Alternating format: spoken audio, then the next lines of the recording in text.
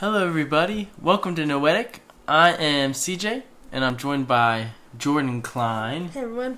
And we are continuing Montaigne, and we are working on through his essays. And we are up to chapter 7, part 7. Yep.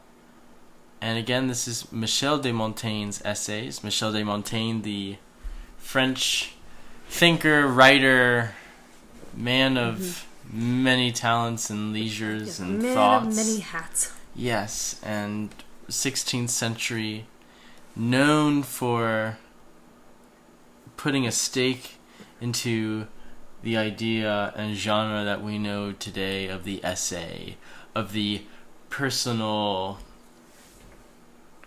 exaltation, or maybe not exaltation, but almost like a personal show and tell of who you are, what you think, and wherever that path leads. And today we are going to delve into Montaigne's ideas of that the intention is judge of our actions. That is the essay that we're going to be dealing with today, and Jordan is going to lead us down that path, and we will see where we go. So Jordan, take it away. Well, CJ, thank you for the introduction. For myself and Montaigne, greatly appreciated. So today, this is just like a little short essay, but I think that I wanted to tease out with you the relationship between intention and sort of how to act in a meaningful or a kind way, and obligation and death, because those are kind of a lot of sort of disparate things. Like they don't necessarily, like, first thought seem like that they mix together, but I was wondering if we can figure out how Montaigne sort of weaves these together. Sure. So because I think a lot of the examples that we're going to go through, or at least what he's talking about, is this idea of having an intention, and then when death happens, what happens to that intention? Do we change our minds? Right, are we consistent? Yeah, and then that's what he's dealing with. Because the title can seem kind of vague, like that the intention is judge of our actions. What does that mean? But it seems like right at the bat he's talking about, death, and how, some say that death releases us from all obligations. Right. But is that the case? Or is that what he thinks? Is that really what one should do? So I'll let you go a little further on that. Yeah, but sure. That's the, I think, like you said, that's the outline of intention, death, and how those two can correspond and mesh together. Yeah, and we'll maybe sort of explore it more as we go into these examples. So I'll start with my favorite one, which was King Henry VII, and he was the winner of the War of Roses. Was a really long, icky, bitter, terrible war, and he promised that he would not kill his sworn enemy, the Duke of Suffolk, in his lifetime, and swore an oath up and down that he wouldn't kill him. And awesome, and he didn't go after him. But he wrote a provision in his will for his son to kill him. After his death? After his death. So it's this two-faced sort of thing where the intention may have seemed that he was merciful, but then at the end he killed him off. Right, yeah. So it's that idea of if you're are you truly released from an obligation when you die?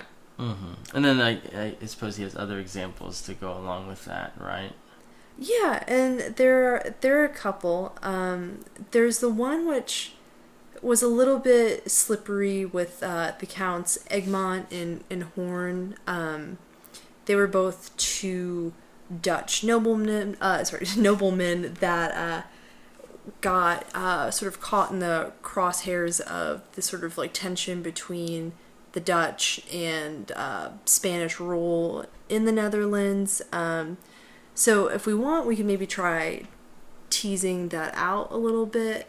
Or if not, we can sort of comb through other examples and circle back to it if you'd I think like. the conclusion of that was that they got captured, right?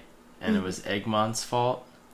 Yeah, so it's my understanding that Count Egmont told his friend, the Count Horn, to surrender to the Duke of Alva, who was the main sort of like Spanish, I guess, administrator at that time there. And he said, hey, it's cool, like, we'll just give ourselves over and just cooperate. And so Egmont implicated both of them, and they were both captured and executed. Mm-hmm. But Egmont wanted to die first so then that he wouldn't have to deal with the burden of having to fess up to the other Count Horn, that I messed up. I got us both into this situation.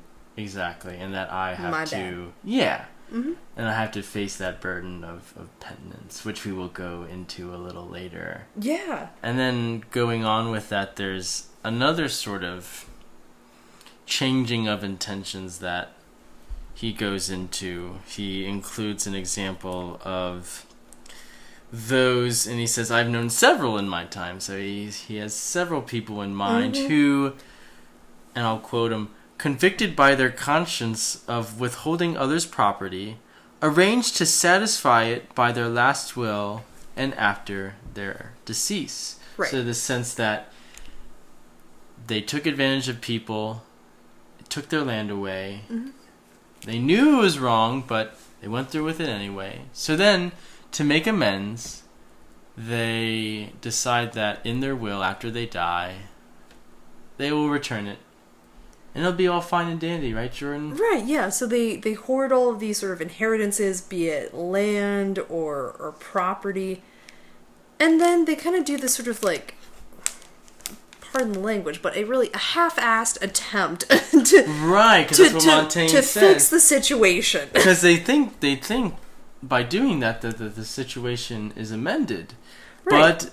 Mm-hmm. As Montaigne says, that's not the case. Like you said, it's a half-assed attempt. Yeah, it's just a way too late approach of, oh, well, I mean, if my Aunt Susan is really supposed to have that, that bowl that my great aunt willed, if I just like hold on to it and then get it to her eventually in her lifetime, then it's fine. But there's this idea that in your lifetime, while you're still alive, that you should take on the penitence and the reconciliation in some respect, right? Mm-hmm. And that's the really provocative part of this essay that I think we both really keyed in on, is this idea that penitence and forgiveness should be this burden on you, and that it should be inconvenient. And I'll quote it just because I really enjoyed this. And the more burdensome and the inconvenient the restitution, that is for hoarding property or whatever, or an inheritance, and continue the quote, the more just and meritorious is the satisfaction. Penitence demands a burden. And it goes back to the Count Horn and Count Egmont story. Mm-hmm. I think both of those examples that we just gave, this one and then the previous one with the counts, deals with this idea of, well, I don't want to deal with the pain of having to ask for forgiveness or to bear my vices or to bear my actions that were wrong, and to admit that, right? That there is a burden. Yeah, and what's interesting is that it's with this intention that because Egmont had this good intention, it kind of almost absolves him of that obligation, which I thought was interesting. So it's kind of it's paradoxical, but it's when you acknowledge your obligation, if you aren't able to fulfill it due to circumstance, you're still sort of forgiven for that responsibility you owe someone. So I'll just quote Montaigne. Therefore, Count Egmont, deeming his soul and will to be indebted to his promise, though it was not in his power to redeem it, was without doubt absolved from his duty, even if he had survived Count Horn. Okay. So, again, that idea of that, okay, not all examples are the same. Right. So I think that goes to show, too, that, because of our relationships that we have with people, there aren't any simple cut and dry obligations, right? Mm-hmm. So while we all have different, relationships with friends, family, people we're dating, people we're married to, etc., those obligations are going to sort of change. Right, and that leads into his final example where you have an obligation with somebody, say, to be kind to them. Right. But you hate their guts. So then at the last moment before you die, you just unload on this person that you despise, and you spill your guts out. Or you just really screw them over in a will. You just write them. You just completely, literally write them out. Exactly, and that in some way is another half-assed attempt to use your language, and Montaigne points that out too. Where I think we were talking off camera that this idea of airing your grievances with the person at that moment, of being upfront and not two-faced about it, that Montaigne is for.